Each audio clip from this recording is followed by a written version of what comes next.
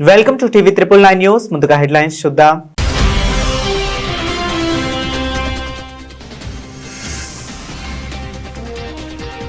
స్వయం సమృద్ధి వికసిత భారత్ నిర్మాణంలో యువత పాత్ర కీలకం. రామ్నాథ్ కోవింద్ పుస్తకావిష్కరణలో ప్రధాని నరేంద్ర మోదీ.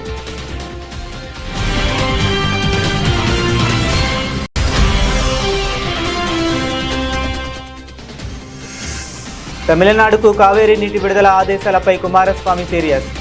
కర్ణాటక రైతుల ప్రయోజనాలను కాపాడాలన్న కేంద్ర మంత్రి.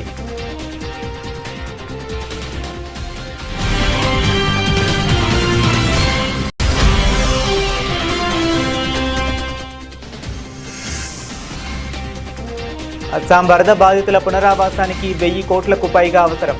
కేంద్రానికి సీఎం హిమంత బిశ్వ శర్మ విజ్ఞప్తి.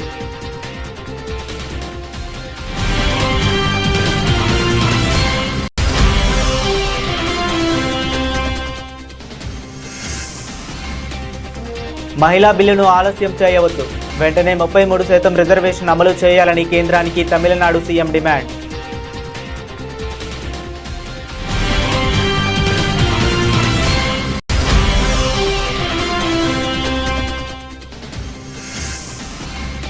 వెనుకబడిన వర్గాల సాధికారతకు ప్రాధాన్యం ఇవ్వాలి.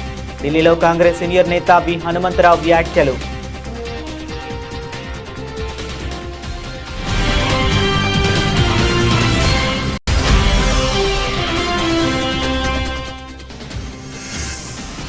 అమరావతిలో సీఎం చంద్రబాబు అధ్యక్షతన 20వ ఎస్ఐపిబి భేటీ. 2.08 లక్షల కోట్ల పెట్టుబడులపై కీలక చర్చ.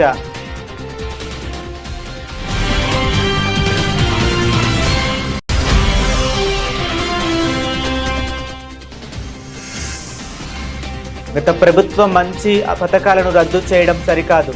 సిరిసిల్లలో కంటి వెలుగు పునఃప్రారంభంపై కేటీఆర్ స్పందన.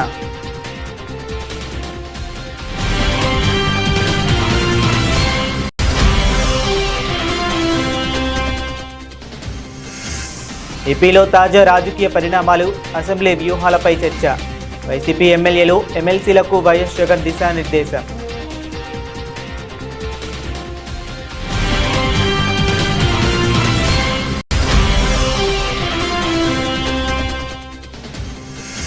కేబీఆర్ పార్క్ చుట్టూ ఆగస్టు 18 నుంచి 1 వే ట్రాఫిక్ నిబంధనలు వెల్లడించిన హైదరాబాద్ సిపి విసి సజ్జనార్.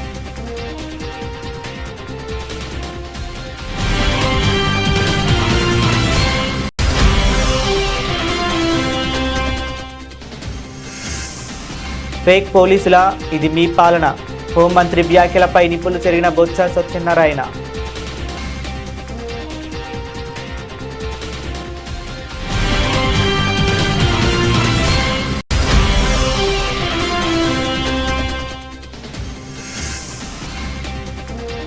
పచ్చడి ప్రియులకు షాక్.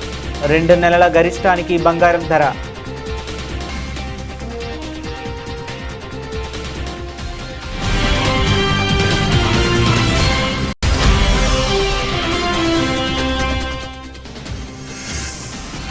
పడిపోయిన స్టాక్ మార్కెట్లు, అంతర్జాతీయ ఉద్రిక్తతలు, క్రూడ్ ఆయిల్ ధరలతో సెన్సెక్స్ నిఫ్టీ నష్టాలు.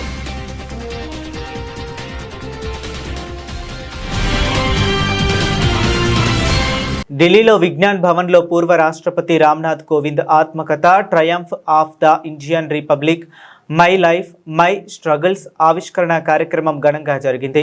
ఈ కార్యక్రమానికి ముఖ్య అతిథిగా హాజరైన ప్రధాని నరేంద్ర మోదీ పుస్తకాన్ని ఆవిష్కరించి మొదట ప్రతిని విడుదల చేశారు. ఈ సందర్భంగా ప్రధాని నరేంద్ర మోదీ మాట్లాడుతూ రామ్నాథ్ కోవింద్ జీవిత ప్రయాణం, ఆయన పడిన శ్రమ భారత ప్రజాస్వామ్య విజయానికి ప్రతీక అని కొనియాడారు. దేశ యువతను ఉద్దేశించి ప్రధాని మాట్లాడుతూ కష్టాలకు, సవాళ్లకు భయపడకుండా పూర్తి అంకిత భావంతో తమ లక్ష్యాలను సాధించే యువత నేడు దేశానికి ఎంతో అవసరం. అటువంటి సమర్థులైన యువతే ఆత్మనిర్భర్ భారత్, వికసిత్ భారత్ కలలను సాకారం చేయడంలో కీలక పాత్ర పోషిస్తారు అని పేర్కొన్నారు. हमारे पूर्वजों ने सदियों तक संघर्ष किया. महात्मा गांधी, बाबा साहब आंबेडकर, ज्योतिबा फूले, सावित्रीबाई फूले, ऐसी कितनी ही महान विभूतियों ने भारत के नवनिर्माण का सपना देखा था. एक ऐसा भारत जहां गरीब से गरीब, वंचित से वंचित को शिखर तक पहुंचने का अवसर मिल सके। कोविंद जी जैसे व्यक्तित्वों ने अपने श्रम और काबिलियत से केवल खुद का जीवन ही बदला इतना नहीं है, उन्होंने सदियों के उन स्वप्न को, उस विजन को भी साकार करने में अपनी अहम भूमिका निभाई है। और इस दिशा में हम सबके प्रयास अभी भी जारी है। हमें भविष्य में कोविंद जी जैसे अनेकों युवा चाहिए जो परेशानियों से परास्त न हो, जो मुश्किलों से मायूस न हो, बल्कि अपनी मेहनत से हर मंजिल को आसान बनाने का हौसला रखे। इसी बदलाव से सशक्त भारत के निर्माण का संकल्प पूरा होगा। यहीं से आत्मनिर्भर और विकसित भारत का रास्ता बनेगा। కావేరీ నదీ జలాల పంపిణీ అంశంలో తమిళనాడుకు నీటిని విడుదల చేయాలని కావేరీ నీటి నిర్వహణ అథారిటీ ఆదేశించిన నేపథ్యంలో కర్ణాటక రాష్ట్ర ప్రభుత్వంపై కేంద్ర మంత్రి హెచ్డి కుమారస్వామి తీవ్ర స్థాయిలో ధ్వజమెత్తారు. కావేరీ జలాల రక్షణ విషయంలో కాంగ్రెస్ ప్రభుత్వం సకాలంలో చట్టపరమైన చర్యలు తీసుకోవడంలో తీవ్రంగా విఫలమైందని ఆయన ఆరోపించారు. రాష్ట్రంలో తీవ్ర నీటి ఎద్దడి నెలకొన్న ప్రస్తుత పరిస్థితుల్లో కర్ణాటక అందుబాటులో ఉన్న నీటి నిల్వలు మరియు రైతుల అవసరాలకు సంబంధించిన వాస్తవ పరిస్థితిని ప్రభుత్వం తక్షణమే బయటపెట్టాలి డిమాండ్ చేశారు. మన స్వంత తాగునీటి మరియు సాగునీటి అవసరాలకే నీరు సరిపోని స్థితిలో ఉంటే ఇతర రాష్ట్రాలకు నీటిని ఎలా విడుదల చేస్తారని ఆయన ప్రశ్నించారు. అథారిటీ ఆదేశాలకు ఎదురు తిరిగి సుప్రీంకోర్టును ఆశ్రయించి మన రాష్ట్ర హక్కులను మరియు రైతుల ప్రయోజనాలను గట్టిగా కాపాడడంలో రాష్ట్ర ప్రభుత్వం చురుగ్గా వ్యవహరించాలని ఆయన స్పష్టం చేశారు. Kaveri water management authority and Kaveri management regulatory committee, both the committees, they directed Karnataka government to release 12,000 cusecs of water for another 15 days. That is more than 15 TMC of water Karnataka government has to release for the Tamil Nadu demand. But we are facing water scarcity in our reservoirs. Our government in Karnataka, they have taken it very lightly, according to my sources.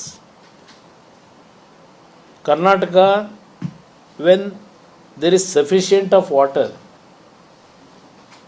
we released as per the direction of both the committee, not only the committee, our responsibility. When our Kaveri tribunal, they have ordered, they have given the verdict to release water for Tamil Nadu. అస్సాంలో ఇటీవల సంభవించిన తీవ్ర వరదల వల్ల దెబ్బతిన్న మౌలిక సదుపాయాల పునర్నిర్మాణం మరియు బాధితుల పునరావాసం కోసం సుమారు 1000 కోట్లకు పైగా వెచ్చించాల్సి ఉంటుందని రాష్ట్ర ముఖ్యమంత్రి హిమంత బిశ్వ శర్మ వెల్లడించారు. గువాహటిలో జరిగిన విలేకరుల సమావేశంలో ఆయన మాట్లాడారు.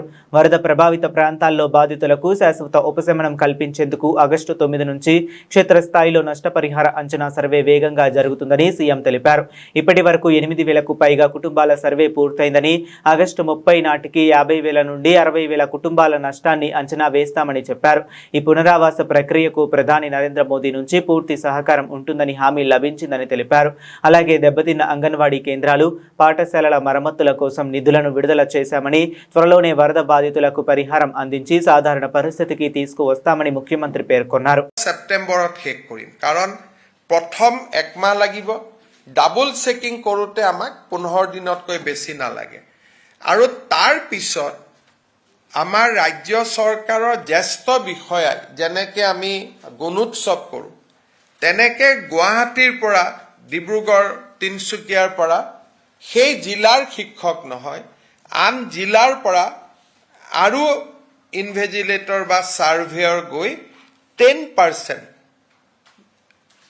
এটা ফ্ৰেছ চেকিং কৰিব যে এই যিহেতু ছাৰ্ভেটো কৰিলে এই ছাৰ্ভেটোত কিবা ভুল আছে নেকি আৰু 10% ফ্ৰেছ চেকিং কৰিব কিন্তু যেটো থাৰ্ড চেকিং হ'ব হি জিলাৰ বিষয়া নহয় হি জিলাৰ বাহিৰৰ বিষয়াই কৰিব অৰ্থাৎ আমি এটা ফুল প্ৰুফ মেকানিজম বনাব খুজিছো যাতে কাৰো উজৰ আপত্তি থাকিব নোৱাৰে আৰু এই সময়ছোৱাত আমাৰ লিষ্টখন আমি তাৰ যেহেতু ব্লকত আমি আৰি দিম গতিকে কোনোবাই পিছত কমপ্লেইন কৰাতকৈ আগতীয়াকৈ যাতে কমপ্লেইন কৰিব পাৰে যে মোৰ ঘৰলৈকে নহল বা মোৰো ডেমেজ হৈছিল মোৰ ঘৰলৈকেও আহক আমি এটা ৰাইজৰ অভিযোগ লোৱাৰো এটা ব্যৱস্থা ৰাখিম যাতে কোনোবাই দাবী কৰিলে সেই দাবীৰ আমি নিষ্পত্তিও কৰিব পাৰোঁ আমি আশা কৰিছো যে এই গোটেই প্ৰক্ৰিয়াত প্ৰায় 1000 কোটি টকাতকৈ বেছি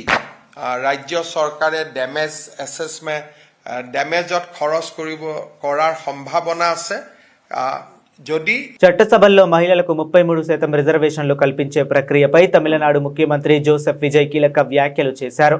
మహిళా రిజర్వేషన్లు అనేది కేంద్ర ప్రభుత్వం ఇచ్చే ఉచిత భిక్ష కాదని అది మహిళల రాజ్యాంగబద్ధమైన హక్కు అని ఆయన స్పష్టం చేశారు. ఈ సందర్భంగా ఆయన మాట్లాడుతూ నియోజకవర్గాల పునర్విభజన మరియు జనాభా గణనతో మహిళా రిజర్వేషన్ బిల్లును ముడిపెట్టడం వల్ల అమలు ప్రక్రియ తీవ్రంగా ఆలస్యమవుతుందని మండిపడ్డారు.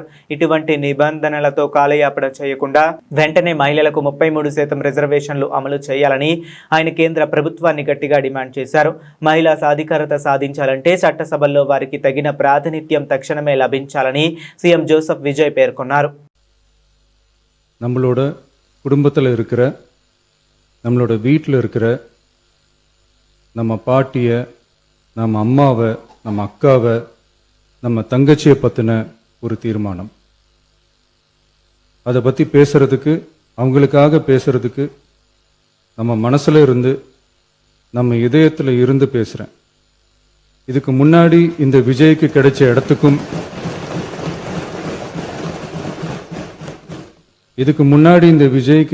இடத்துக்கும் இன்னைக்கு இந்த விஜய்க்கு கிடைச்சிருக்கிற இடத்துக்கும் மிகப்பெரிய காரணமா இருக்கிறதுல என்னோட பாட்டி அம்மா அக்கா தங்கச்சிங்க தான் மிகப்பெரிய காரணம்ங்கிறத என்னால் மறுக்கவே முடியாது. அந்த நன்றி விசுவாசத்தோட அப்படி ஒரு உணர்வோட தான் இப்போ இங்கே நின்று பேசுகிறேன். கல்வி, அறிவியல், அரசியல், நீதி, நிர்வாகம், தொழில்நுட்பம்னு எல்லா டிபார்ட்மெண்ட்லேயும் இன்னைக்கு நம்ம தமிழ்நாட்டு பெண்களோட பங்களிப்பு பெருசாக இருக்குன்றத யாரும் மறுக்கவே முடியாது. அப்படிப்பட்ட நம்ம வீட்டு பெண்களுக்கு அரசியல்லையும் முன்னேற வழிவகை செய்யணும். அதுக்கு உரிய இடஒதுக்கீடு வழங்கணும். பெண்களுக்கு இடஒதுக்கீடு தர்றது ஏதோ சலுகைன்னு நினைச்சிடக்கூடாது. சமூக நீதி சார்ந்தது, அரசியல் அமைப்பு சார்ந்தது.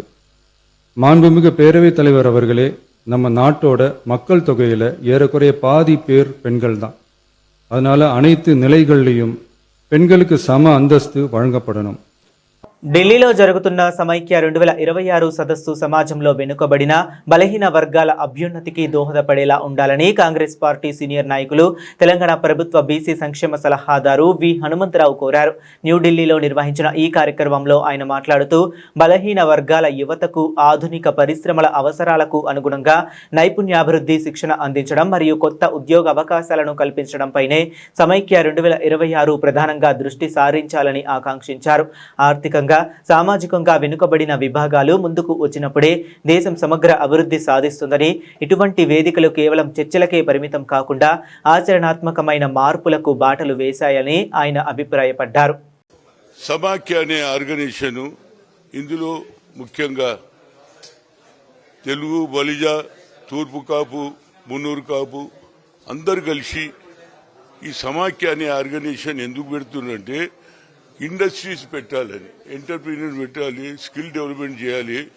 తెలంగాణలో చాలా స్కోప్ ఉన్నది. మా ముఖ్యమంత్రి రేవంత్ రెడ్డి గారు తప్పనిసరిగా ఒక న్యూ సిటీ చేయాలని ఆలోచన చేస్తున్నాడు. అదేవిధంగా స్పోర్ట్స్ సిటీ ఇండియాలో ఎక్కడ లేదు, కేవలం పటియాలాలోనే ఉన్నది. స్పోర్ట్స్ సిటీ అనేది ఎక్కడ లేదు. ఎందుకంటే స్పోర్ట్స్ లో ఒక గోల్డ్ మెడల్ రావడానికి ఎంతో కష్టపడవలసి వస్తుంది. కానీ భారతదేశంలో హైయెస్ట్ మెజారిటీ ఉన్నటువంటి 140 కోట్లు ఉన్న జనాభాలో ఒక గోల్డ్ మెడల్ గురించి ఎంతో ప్రయత్నం చేస్తున్నారు. కాబట్టి ఆయన ఉద్దేశంలో కూడా స్పోర్ట్స్ సిటీ చేయాలి, న్యూ సిటీ చేయాలి అనేది ఆలోచన చాలా బాగుంది. దానికే ఇవాళ సమాఖ్య ఆర్గనైజేషన్ మరి వాళ్ళు ఒక మంచి ఆలోచన చేసి తప్పనిసరిగా ఇండస్ట్రీ పెట్టాలని దానికి ఇక్కడ పెట్టారు. రేపు 14th and 15th అక్టోబర్లోనూ మరి హైదరాబాద్లో కూడా పెడుతున్నారు. నాకు ఒకటే రిక్వెస్ట్, బడుగు బలైన వర్గాల కింది స్థాయిలో ఉన్నటువంటి మన పేదవాళ్ళకు కూడా ఉద్యోగాలు రావాలంటే ఏ ఇండస్ట్రీ పెడతారో దానికంటే ముందు స్కిల్ డెవలప్మెంట్, ఏది అప్రెంటిస్గా పని చేస్తే వాళ్ళకు కూడా లేకపోతే మీరు ఏమంటారు, అరే మా కంపెనీకి ఇలాంటి ఏది డైరెక్ట్గా తీసుకునే అవకాశం లేదు. కాబట్టి మొదలే ట్రైనింగ్ ఇస్తే అందరికి ఉద్యోగాలు వస్తాయి. ఎవడు కంపెనీ పెట్టినప్పుడు ఏమంటారు, మేము అందరికి ఉద్యోగాలు ఇస్తారు, కానీ చాలా మందికి రాదు. కాబట్టి ఆ స్కిల్ డెవలప్మెంట్ చేసేది కూడా చేయాలని తప్పనిసరిగా ఈ సమాఖ్య అనే ఆర్గనైజేషన్ అంచెలంచెలుగా పెరగాలి, అందరికి ఉద్యోగాలు రావాలి, ప్రతి కుటుంబానికి కూడా అట్టడుగున్నటువంటి పేదవాళ్ళకు కూడా ఉద్యోగాలు రావాలనేది ముఖ్య ఉద్దేశం. ముఖ్యంగా సౌత్లో అది కేరళ కావచ్చు, తమిళనాడు కావచ్చు, కర్ణాటక కావచ్చు, అందరు కూడా పక్కకున్న ఇది ఉమ్మడి రాష్ట్రం ఉన్నట్టు. ఆంధ్రప్రదేశ్లో పారిశ్రామిక అభివృద్ధి, ఉపాధి కల్పనకు ప్రభుత్వం అత్యంత ప్రాధాన్యత ఇస్తుంది. అందులో భాగంగా అమరావతిలో ముఖ్యమంత్రి నారా చంద్రబాబు నాయుడు అధ్యక్షతన 20వ రాష్ట్ర స్థాయి పెట్టుబడుల ప్రోత్సాహక బోర్డు సమావేశం నిర్వహించారు. ఈ కీలక భేటీలో పలు రంగాలు, భారీ ప్రాజెక్టులకు సంబంధించిన పెట్టుబడి ప్రతిపాదనలపైన విస్తృతంగా చర్చించారు. రాష్ట్రంలో పరిశ్రమలు, విద్యుత్, ఐటీ, పర్యాటకం, ఫుడ్ ప్రాసెసింగ్ రంగాల్లో భారీ పెట్టుబడులను ఆకర్షించడమే లక్ష్యంగా 20వ SIPB సమావేశం జరిగింది. ఈ సమావేశం ముందుకు దాదాపు 2.08 లక్షల కోట్ల విలువైన 37 భారీ ప్రాజెక్టులకు సంబంధించిన ప్రతిపాదనలు వచ్చాయి. సమావేశానికి మంత్రులు కె అచ్చెన్నాయుడు, పొంగూరి నారాయణ, టీజీ భరత్, అనగాని సత్యప్రసాద్, కందుల దుర్గేష్, గొట్టిపాటి రవికుమార్, పయ్యావుల కేశవ్, బీసీ జనార్దన్ రెడ్డి, వాసంశెట్టి సుభాష్లతో పాటు ప్రభుత్వ ప్రధాన కార్యదర్శి సాయి ప్రసాద్ మరియు వివిధ శాఖల ఉన్నతాధికారులు హాజరయ్యారు. ప్రాజెక్టులకు త్వరితగతిన అనుమతులు ఇచ్చి రాష్ట్రంలో పారిశ్రామిక వృద్ధిని వేగవంతం చేసే అంశాలపై అధికారులు సమగ్ర నివేదికలను సీఎం ముందుకు ఉంచారు. రాజన్న సిరిసిల్ల జిల్లా వీర్నపల్లి మండల కేంద్రంలో నిర్వహించిన ఉచిత కంటి వెలుగు కళ్లద్దాల పంపిణీ కార్యక్రమంలో BRS working president MLA KTR పాల్గొన్నారు. ఈ సందర్భంగా ఆయన మాట్లాడుతూ కాంగ్రెస్ ప్రభుత్వంపై తీవ్ర స్థాయిలో విమర్శలు గుప్పించారు. కేసీఆర్ హయాంలో రాష్ట్ర వ్యాప్తంగా కోట్ల మంది ప్రజలకు ఎంతో మేలు చేసిన కంటి వెలుగు పథకాన్ని కాంగ్రెస్ ప్రభుత్వం నిలిపివేయడం దారుణమని కేటీఆర్ మండిపడ్డారు. తమ ప్రభుత్వ హయాంలో గత ప్రభుత్వాలు ప్రవేశపెట్టిన మంచి పథకాలను కొనసాగించామని, కానీ ప్రస్తుత కాంగ్రెస్ ప్రభుత్వం రాజకీయం చూస్తూ ప్రజాయోధ యోగ్యమైన పథకాలను రద్దు చేస్తుందని ఆరోపించారు. ప్రభుత్వం పట్టించుకోకపోయినా ప్రజా సంక్షేమమే ధ్యేయంగా కొందరు మిత్రుల సహకారంతో సిరిసిల్ల నియోజకవర్గంలో స్వయంగా కంటి వెలుగు కార్యక్రమాన్ని నిర్వహించి ప్రజలకు కళ్లద్దాలు పంపిణీ చేస్తున్నామని కేటీఆర్ స్పష్టం చేశారు. ఒక మంచి కార్యక్రమం కంటి వెలుగు అనే కార్యక్రమాన్ని ఆ రోజు కేసీఆర్ గారు ప్రభుత్వంలో ఉన్నప్పుడు గ్రామాన చేసిండు. అప్పుడు మన వీర్నపల్లిలో కూడా చేసే ఉంటారు. చేసినాక అందరికి అద్దాలు ఇవ్వడం, అందరికి కావాల్సిన మరి వైద్య పరీక్షలు చేయడం, ఇవన్నీ కూడా మొత్తం రాష్ట్ర వ్యాప్తంగా కోట్లాది మంది ప్రజలకు మంచి బ్రహ్మాండమైన స్క్రీనింగ్ క్యాంపులు పెట్టి చేయడం జరిగింది. సరే, ప్రభుత్వాలు మారుతాయి, ఎందుకంటే ఎవరికి అధికారం శాశ్వతం కాదు, ఎవరు పర్మనెంట్ కాదు. ఆ సీట్ల మారింది. సరే, కారణం ఏమైపోయినట్టుకి మారింది. మారినాక నిజానికి ప్రభుత్వాలకు ఉండాల్సిన లక్షణం ఏంటంటే గత ప్రభుత్వం ఏదన్నా మంచి పని చేస్తే దాన్ని కొనసాగించాలి. మనం ఏం చేసినాం, గతంలో డాక్టర్ వైఎస్ రాజశేఖర రెడ్డి సాబ్ ఉన్నప్పుడు ఆరోగ్యశ్రీ అని ఒక పథకం పెట్టిండు.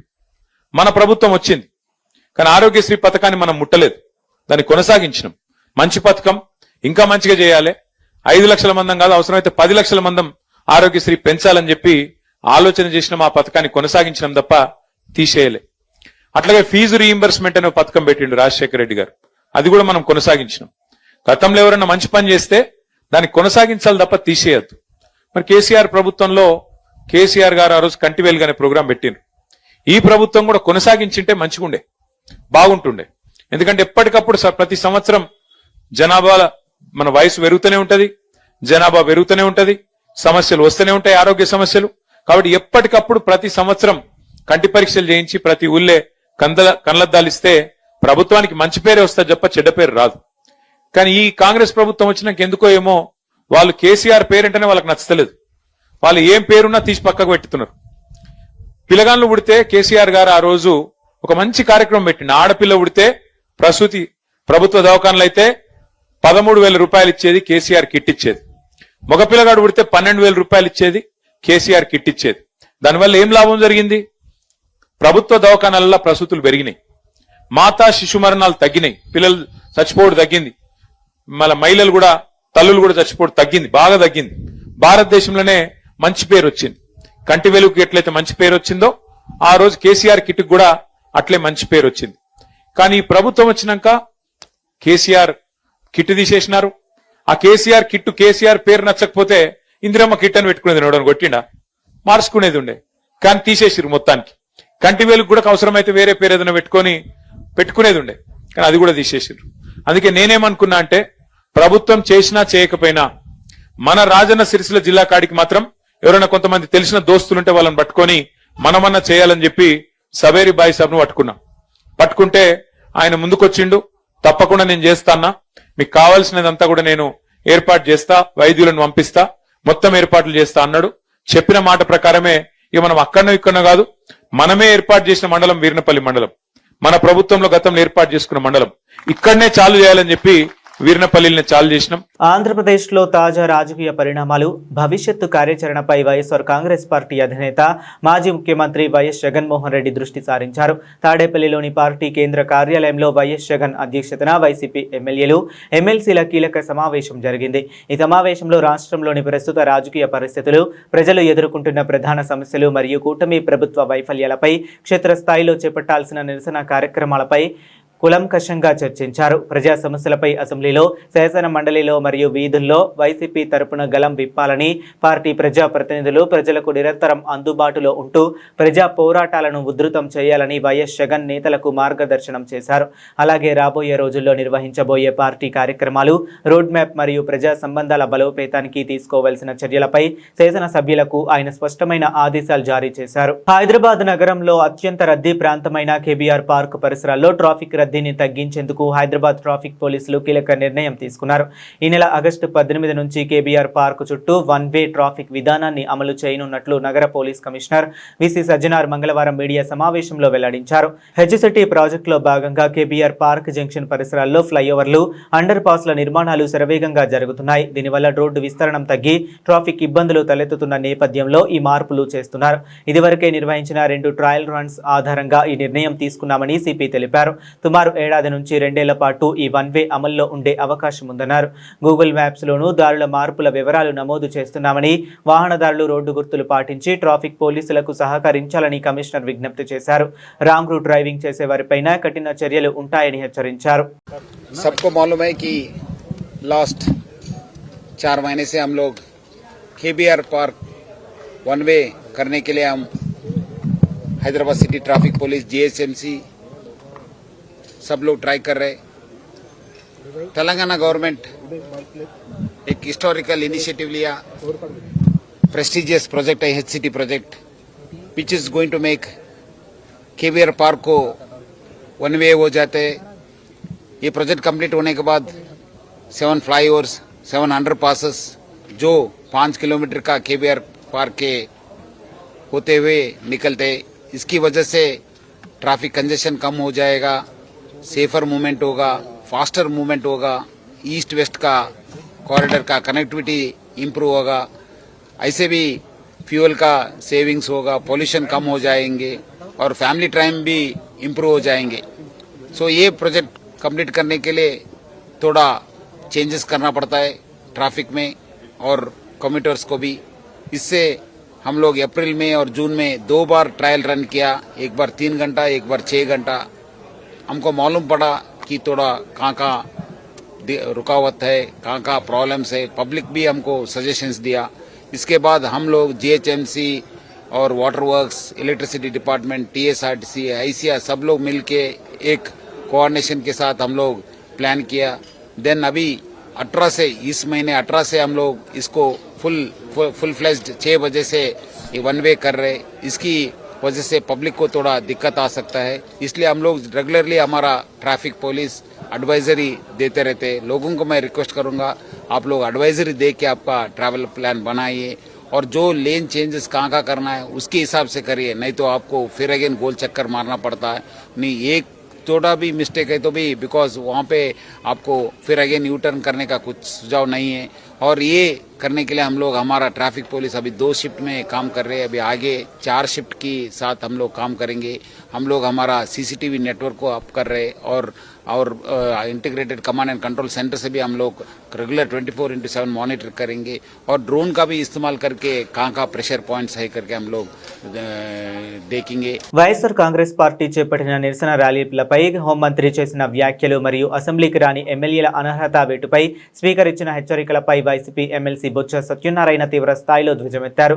ర్యాలీల్లో ఫేక్ పోలీసులను పెట్టారని హోంమంత్రి ఆరోపించడంపై బొత్స ఘాటుగా స్పందిస్తూ ఫేక్ పోలీసుల ఇదెక్కడి విడ్డూరం, ఇది మీ అసమర్థతకు పరాకాష్ట. మీ ప్రభుత్వం ఏమైనా గాజులు తొడుక్కొని చేతులు ముడుచుకొని కూర్చుందా?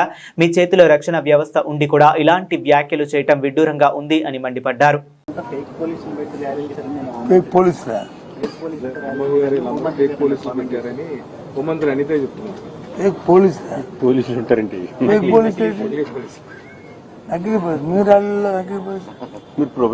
నాకు అర్థం అవ్వలేదు.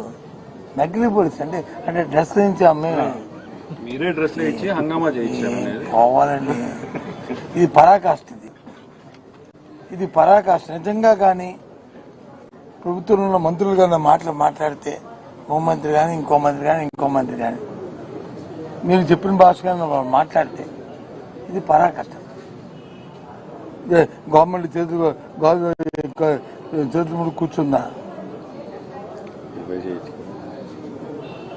నవ్విపోతారు. అంటే పోలీసులు కూడా మేము అంటే ఫేక్ పోలీసులతో ప్రభుత్వం నడిపిస్తుంది అన్నమాట, నడుస్తుంది. ఏం చంద్రబాబు నాయుడు గారు, ఇదే మీ ప్రభుత్వం?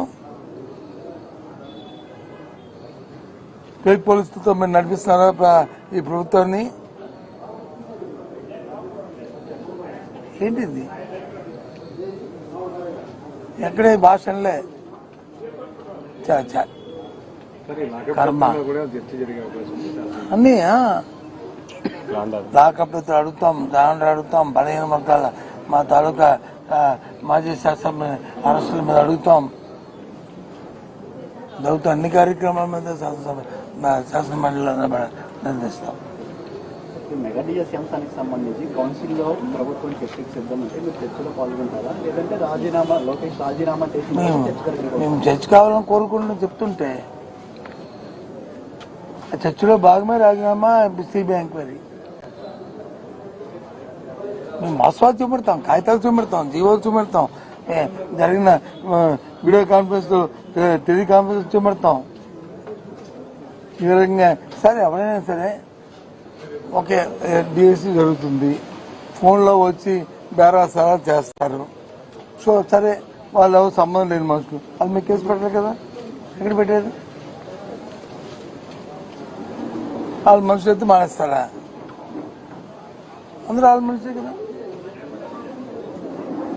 చిన్న నాటికే ఊరికే పెట్టి సోషల్ మీడియా కేసుని పెడుతున్న వాళ్ళు మెగా డిఎస్సీలో నుంచి అవతలు జరిగి ఈ పోస్ట్ 14 లక్షలు, ఈ పోస్ట్ 50 లక్షలు, ఈ పోస్ట్ 20 లక్షలు అని ఫోన్లో మాట్లాడుతుంటే ఆ మాట్లాడిన ఇద్దరు వ్యక్తులు తీసుకొచ్చి కేసు పెట్టడం అవసరం లేదండి, పేరుతో పెట్టడం అవసరం లేదండి, వాళ్ళు తీసుకొచ్చి ఇంటరాగేట్ అవసరం లేదండి.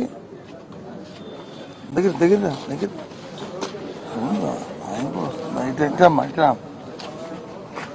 లేదండి. ఎందుకు చేయట్లేదు చెప్పండి, నేను అదే అడుగుతున్నాను. బంగారం ధరలు మరోసారి ఆకాశాన్నంటాయి. దేశీయ అంతర్జాతీయ మార్కెట్లలో పసిడి డిమాండ్ పెరగడంతో ధరలు ఒక్కసారిగా భారీగా పెరిగాయి. బుధవారం నాటి బులియన్ మార్కెట్లో బంగారం ధరలు గత 2 నెలల గరిష్ట స్థాయికి చేరుకున్నాయి. హైదరాబాద్లో 10 గ్రాముల 24 క్యారెట్ల బంగారం ధర 1,53,850గా నమోదైంది.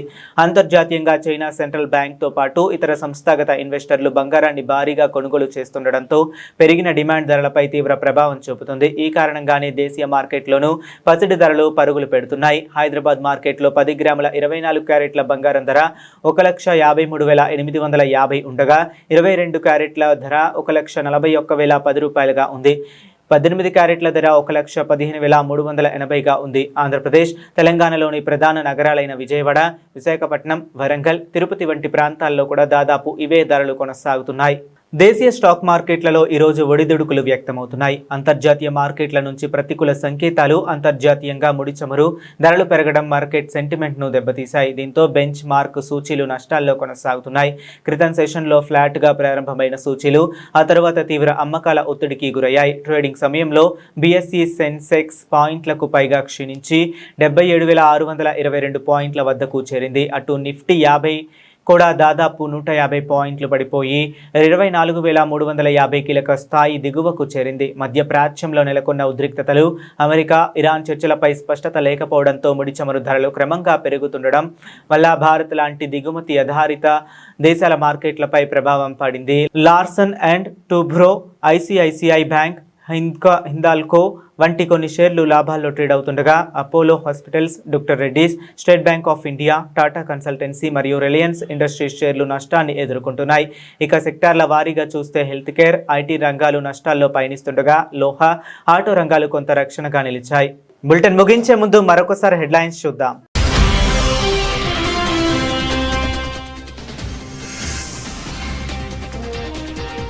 స్వయం సమృద్ధి, వికసిత భారత్ నిర్మాణంలో యువత పాత్ర కీలకం. రామ్నాథ్ కోవింద్ పుస్తకావిష్కరణలో ప్రధాని నరేంద్ర మోదీ.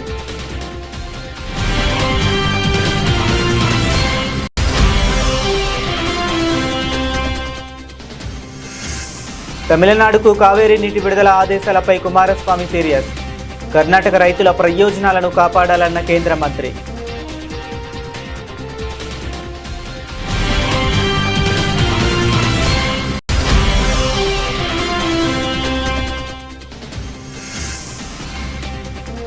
అస్సాం వరద బాధితుల పునరావాసానికి 1000 కోట్లకు పైగా అవసరం. కేంద్రానికి సీఎం హిమంత బిశ్వ శర్మ విజ్ఞప్తి.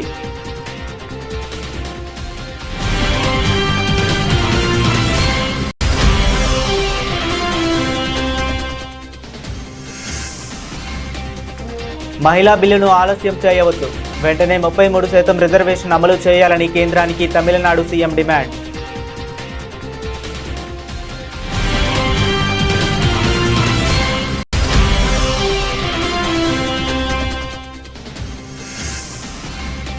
వెనుకబడిన వర్గాల సాధికారతకు ప్రాధాన్యం ఇవ్వాలి. ఢిల్లీలో కాంగ్రెస్ సీనియర్ నేత వి హనుమంతరావు వ్యాఖ్యలు.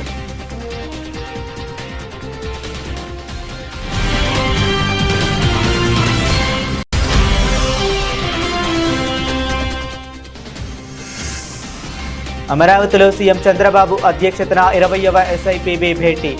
2.08 లక్షల కోట్ల పెట్టుబడులపై కీలక చర్చ.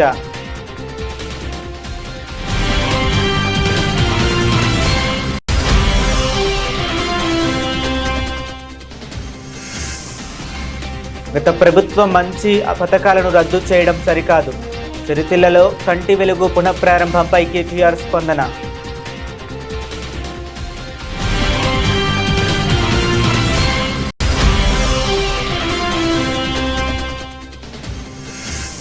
ఏపీలో తాజా రాజకీయ పరిణామాలు, అసెంబ్లీ వ్యూహాలపై చర్చ. వైసీపీ ఎమ్మెల్యేలు, ఎమ్మెల్సీలకు వైఎస్ జగన్ దిశానిర్దేశం.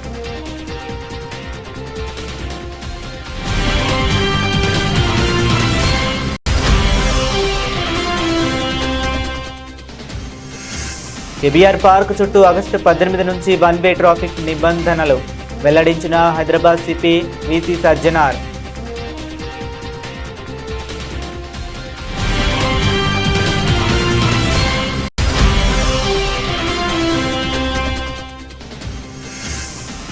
ఫేక్ పోలీసుల ఇది మీ పాలన, హోంమంత్రి వ్యాఖ్యలపై నిపుణులు జరిగిన బొత్స సత్యనారాయణ.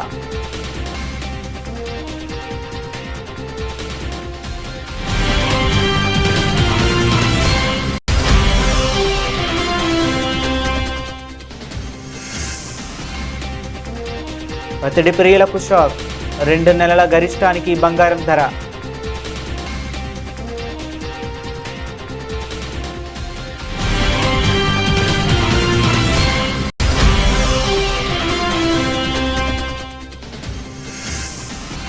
పడిపోయిన స్టాక్ మార్కెట్లు, అంతర్జాతీయ ఉద్రిక్తతలు, క్రూడ్ ఆయిల్ ధరలతో సెన్సెక్స్, నిఫ్టీ నష్టాలు.